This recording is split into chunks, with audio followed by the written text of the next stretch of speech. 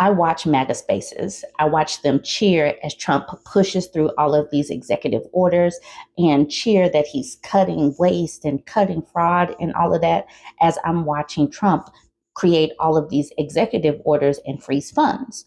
Now, anybody that knows anything about America knows that many of these red states are welfare states. They receive more federal funding than they actually pay in taxes. And the blue states are the productive states that actually prop up these states. So if federal funding is pulled, many of these Republican voting states are going to feel that funding freeze. So this graphic from Axios tells the story. Trump voting states have more to lose if education department dismantled. So let's check out the article. It says President Trump's campaign promise to dismantle the Department of Education could prove more costly for red states than blue. Why it matters. Funding for public schools primarily falls to local and state governments, but federal funds work to fill the gaps. States that voted for Trump last November, on average, use more federal funding in their education portions than states that voted for former VP Kamala Harris. That dependence is in large part because they're just lower wealth states and they don't have the same capacity to step in and make up the difference. Kevin Wellner, the director of the National Education Policy Center. State of play. Average federal spending in 2021-22 school year was 17% in Trump voting states, compared to 11% in states that voted for Harris. At 23%, Mississippi had the highest proportion of federal public school funding that school year, with South Dakota and Arkansas following with 22% each. Per the USA Facts, New York at 7% had the lowest. Mississippi spends an average of $12,390 on public K-12 spending per student, compared to New York's $33,440 per the Education Data Initiative. Zoom out. Anywhere from 11 to 14% of public school funding is federal, Wellner said. That figure was on the higher end after the start of the pandemic, but has since decreased. The intrigue. Even if the education department is disbanded, programs within its purview could fall on other federal agencies. Head Start, for example, is already run by the Department of Health and Human Services. Moving program administration to other departments is going to be highly disruptive if that happens, Wellner said. But the bigger question is what Congress decides to do in response to any request from the administration to cut these programs. Threat level. States would likely handle cuts to federal education funding in different ways. Those that have more low-income families and, in turn, receive higher shares of Title I funding would feel the impact the most. In states that are already financially strained because they just have less wealth, this could result simply in less funding and fewer resources for the students. The big picture, student performance, which was already in decline before the pandemic, has worsened since 2020, making federal funds to help bridge academic gaps all the more important. Federal funds include grant programs to help at-risk or disabled students, per the Peter G. Peterson Foundation. Context. Trump regularly floated eliminating the Department of Education on the campaign trail and has called the agency an example of federal overreach. Trump promised to sign an executive order curtailing the Department of Education's powers, and dozens of employees were placed on administrative leave last week. Yes, but a president does not have the authority to create or dismantle a federal agency. Only Congress. The legislative branch has historically resisted such moves, including during Trump's first term when he proposed merging the Education Department and the Department of Labor. Those efforts never gained traction with lawmakers. House Republicans introduced a bill last month to terminate the Education Department on December 31st, 2026, with slim majorities in both chambers. Is unlikely to pass if it even reaches a floor vote. So the thing is, all of these people that are like, yay, let's cut waste and all this, they are taking funds from children. They are taking funds for grants. They're taking funds for research. And all they're doing is making a way to continue to cut taxes for billionaires and decamillionaires. So poor people are going to have to scramble to figure out where they're going to take their kid for a Head Start, where are they going to put their kids in these overly crowded classrooms? What are they going to do when the teachers continue to quit because there's no funding, or the teachers are laid off because there's no funding? So they're sitting up here cheering, and they don't really realize that they are, in fact, living in and benefiting from a welfare state. So the darkest purples are receiving more than 20% of federal funding to fill the gap in for schools. So Kentucky has 20% of its school district revenue from federal funding. Arkansas, almost 22%. We have Mississippi at 23%. We have South Dakota at almost 22%. We have Montana at 21%. We have Texas at 18%. So while all these people are cheering about sticking it to the libs, they just haven't felt the squeeze that will come because we're currently in the school year. But what's going to happen when they finally do dismantle the programs because there's no funding for them? What's going to happen when there's no after-school programs or sports or music because there's simply no money? Then are they still going to be cheering because they're taking money from these school districts to give it to wealthy people who don't need it? All right, y'all. Let me know what you think about this one. Don't forget to like, comment, and share. This administration is so unserious. Trump is doing all of this wackadoo stuff because Elon Musk and his merry band of hackers are over there stealing our data and probably using it to program AI programs. So while Trump is doing silly stuff, we can see and we can report on what he's doing, but the real hostile takeover is happening where Elon Musk and his boys are hiding out in an office with cots so they can take over our data and do what they want to do as far as the tech bros go. We will continue to have a conversation about Elon Musk taking over. But let's talk about this unserious administration and the various unserious things that Donald Trump is doing. As in one of these things, the Gulf of America Day. That is what he's so unserious. Today, I am very honored to recognize February 9th, 2025 as the first ever Gulf of America Day. On January 20th, 2025, I signed Executive Order 14172, restoring names that honor American greatness. Among other action, that executive order required the Secretary of the Interior, acting pursuant to 43 U.S.C. 364 through 364F, to take all appropriate actions to rename the Gulf of America, the U.S. continental shelf area bounded by the blah, blah, blah. Down at the bottom, I took this action in part as stated in that order. The area formerly known as the Gulf of Mexico has long been an integral asset to our once burgeoning nation and has remained an indelible part of America. Today, I am making my first visit to the Gulf of America since its renaming, as my administration restores American pride and the history of American greatness. It is fitting and appropriate for our great nation to come together and commemorate this momentous occasion in renaming the Gulf of America. Now, therefore, I, Donald J. Trump, President of the United States of America, by virtue of the authority vested in me by the Constitution and the laws of the United States, do hereby proclaim February 9, 2025 as Gulf of America Day. I call upon public officials and the people of the United States to observe this day with appropriate programs, ceremonies, and activities. And something else that was near and dear to his heart was plastic straws. He had to return the plastic straws to greatness. Trump has said that he will reverse Joe Biden's plan to phase out plastic straws across the U.S. government, complaining that paper alternatives don't work and that move is needed to go back to plastic. Trump said in a Truth Social post that he will sign an executive order next week ending the ridiculous Biden push for paper straws, which don't work. Back to plastic.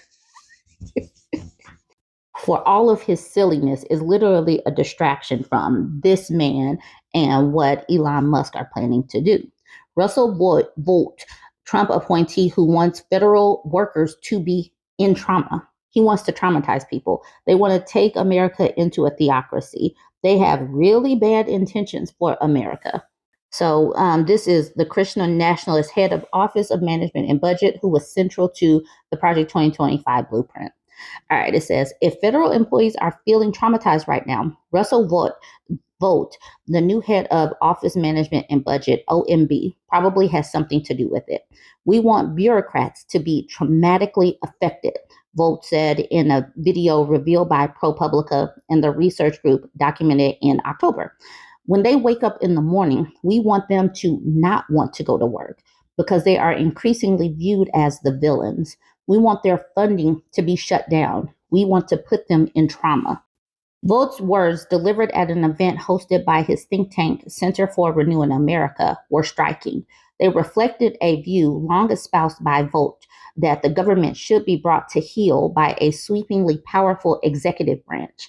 Now the head of Office of Management and Budget, the powerful agency in the executive branch that oversees federal agencies and administers the budget, Vogt is positioned to help Donald Trump do just that. This will be Vogt's second time in the position. He spent 6 months directing the OMB at the end of the president's first term, trying unsuccessfully to set in motion a policy of recategorizing workers' employment status in the agency to more easily fire them. Since then, he has worked with his think tank and the Heritage Foundation to chart a course for a second Trump term. Trump's silliness is also to distract us from the fact that they want to decrease the powers of the judicial and the legislative branches and push up or push to the forefront what the executive should be doing. That's the reason why these conversations or these comments from Vance are so silly to me. All right, y'all. Vance questions authority of U.S. judges to challenge Trump. Before I speak on James David Vance's silly comments, let's just talk about who he is, a little bit about his background. He's a former senator from Ohio, so he knows how the Senate works. And this is the part I wanted us to see. He has a JD from Yale Law School. He went to law school. He knows the laws of the land. So I just wanted to highlight that before I get into that article. U.S. VP J.D. Vance has suggested the power of U.S. judges is beginning to reach its limit as the White House responds to a flurry of lawsuits that aim to stall its agenda. Judges aren't allowed to control the executive legitimate power, he wrote on X. Vance's remarks on Sunday came less than 24 hours after a judge blocked members of Trump's newly created advisory body, the Department of Government Efficiency, DOGE, from accessing sensitive Treasury Department systems.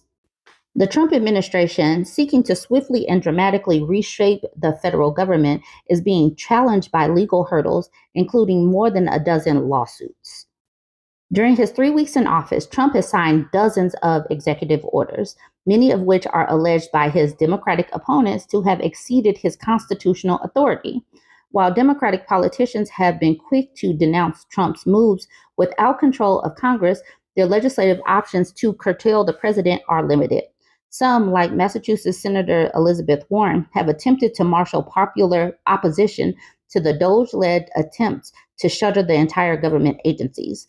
In the building behind me, Elon Musk is seizing power from the American people, she said last week at a rally outside the Treasury Department in D.C. We're here to fight back. Warren is set to lead another rally on Monday, but the public outcry to Trump's measures has generally been muted compared to early days of his first presidential term. It is only in federal courthouses that Trump's Democratic critics have had substantive success in derailing the Trump administration's efforts, at least for now. Cases filed by Democrats have prevented several of Trump's executive orders from going into effect, with federal judges issuing temporary blocks. Speaking to ABC on Sunday, Democratic Senator Chris Murphy suggested Trump's dramatic cost cutting, including for its main overseas aid agency, USAID, amounted to the most serious constitutional crisis the country has faced, certainly since Watergate. On Saturday, a judge blocked DOGE personnel, led by tech billionaire and real President Musk, from accessing sensitive Treasury payment systems and people's personal data after 19 state attorneys generals sued the administration.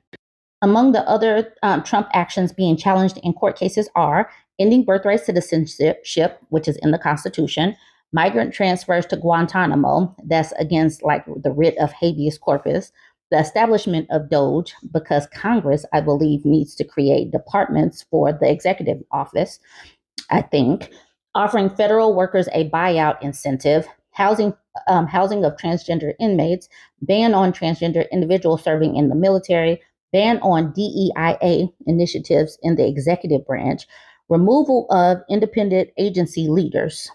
As Trump made his way to New Orleans for the Super Bowl Sunday, on Sunday, he told reporters the judge ruling was a disgrace, the New York Times reported. Trump appointed Musk to lead Doge to slash what he describes as wasteful government spending. Musk himself called the ruling insane, asking how on earth are we supposed to stop fraud and waste of taxpayer money without looking at how money is spent? But he hasn't opened up his books. Why can't we see into what his pocketbooks are looking like and what his spreadsheets look like for his budget? But he's able to see our money. It says in Vance's social media post, he cited other types of decision making by the executive branch that he suggested were outside the scope of court's legal purview. If a judge tried to tell a general how to conduct a military operation, that would be illegal, Vance wrote. If a judge tried to command the attorney general in how to use her discretion as a prosecutor, that's also illegal. Liz Cheney, a former Republican House representative who campaigned in the presidential election against Trump, snapped back at Vance.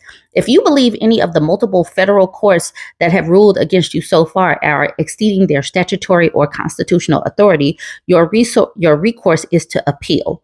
You don't get to rage quit the republic just because you are losing. That's tyranny. The case against Doge's access to the Treasury was filed in federal court in New York City. It alleges the Trump administration violated federal law by allowing Musk's team to access the department's central payment system. The payment system handles tax refunds and Social Security benefits and contains a vast network of Americans' personal and financial data. A hearing for the case has been set for Friday. Any decision by lower court judges that cuts against the White House is sure to be appealed by Trump's Justice Department lawyers. However, while these cases will take time to wind through the federal judicial system, they may ultimately be reviewed by the U.S. Supreme Court. The U.S. High Court is currently controlled by conservatives, with 3 of the 9 judges appointed by Trump. Those conservatives may be open to giving the president and his allies broad new powers over federal spending.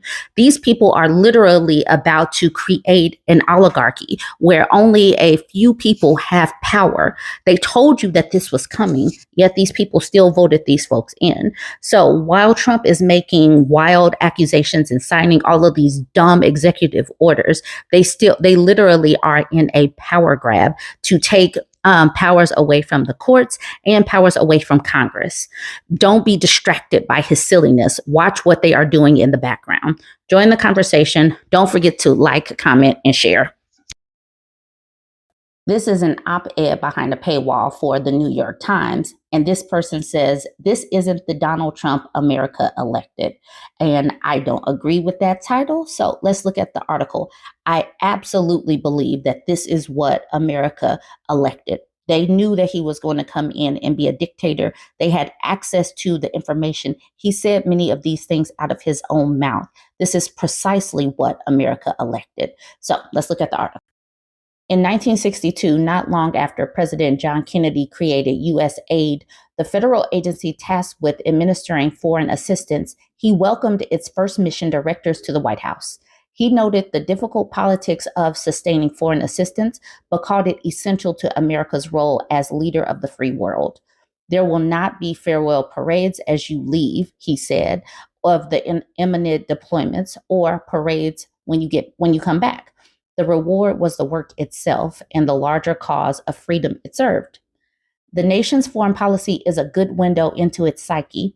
The America that created U.S. aid had an expansive view of itself in the world, defending freedom, but you're seeing international institutions waging battles for the hearts and minds of people across the world, an effort that dovetailed with the civil rights movement at home.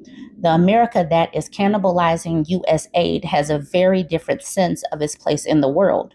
threatening conquest of smaller nations, withdrawing from international institutions, casually proposing ethnic cleansing in Gaza, a worldview that complements the mass deportations and erasures of diversity programs at home, a nation growing smaller in size and self conception. President Trump, of course, ran for reelection, promising to transform America's place in the world. After the grinding conflicts in Iraq and Afghanistan, he vowed to discipline the national security elites who refused to learn from forever wars. After decades of complaints that our trading partners benefited more than we did from globalization, he pledged to use older tools of statecraft, such as tariffs, to leverage better deals. After parts of the federal workforce resisted his agenda in his first term, he sought to fill it with loyalists who would serve him and his movement. In a chaotic world full of transactional strongmen, Americans would have their own. Many Americans, myself included, support overhauling the sclerotic national security consensus that has governed our policy since September 11, 2021. Yet it would be wrong to dismiss Mr. Trump's dizzying array of pronouncements and executive actions on foreign policy as simply the fulfillment of his campaign promises. He did not run on the dismantling of U.S. aid, the conquest of Greenland, or the occupation of Gaza. Rather than showing strength, his foreign policy betrays a loss of American self-confidence and self-respect, eliminating any pretense that the United States stands for the things it has claimed to support since fighting 2 world wars: freedom, self-determination, and collective security. In many ways, Mr. Trump cuts a more familiar picture from history, an aging strongman musing about territorial expansion to consolidate power and cement his legacy. At best, this kind of foreign policy will help shape an international order reformed in opposition to American access. At worst, it could accelerate a global trend toward disorder and great power conflict. Consider what the rest of the world has seen these past few weeks. Mr. Trump is the first president in my lifetime to enter office pledge to expand our territory. He has insisted the United States take back the Panama Canal and seize Greenland, despite repeated objections from the governments and the people of those countries. It's possible this is posturing to open negotiation, albeit for things that aren't top of mind for most Americans, reducing fees for U.S. vessels transiting the Panama Canal, or obtaining more access to resources and military bases in Greenland. It's also possible Mr. Trump means what he says about territorial expansion. In any case, Mr. Trump's targets do not suggest strength. Picking on Panama or Greenland or threatening trade wars with Canada and Mexico has the feel of a schoolyard bully looking for someone smaller to push around. While these fights may offer immediate political wins, the world does not live and die by the rhythms of American news cycles or an alternative reality of Fox News and OANN. It looks at us from the outside in and sees a president ignoring state sovereignty, which has been the cornerstone of global stability since the world wars, and doing so at a time when Vladimir Putin is trying to subsume parts of Ukraine. Xi Jinping is committed to asserting control over Taiwan, and some Israeli politicians are pushing for annexation of Gaza and the West Bank, all under the guise of national security. If the United States exempts itself from the rules, why will other nations follow them? This is one reason Mr. Trump's suggestion that the United States take ownership of Gaza and turn it into the Middle East Riviera was so jarring. Like many things Mr. Trump proposes, it is unlikely to happen. Again, hardly a show of strength, but it further legitimizes the idea that 2 million Palestinians in Gaza should abandon land they do not want to leave, and ignores the fact that neighboring Arab states like Egypt and Jordan would be destabilized by complicity in ethnic cleansing.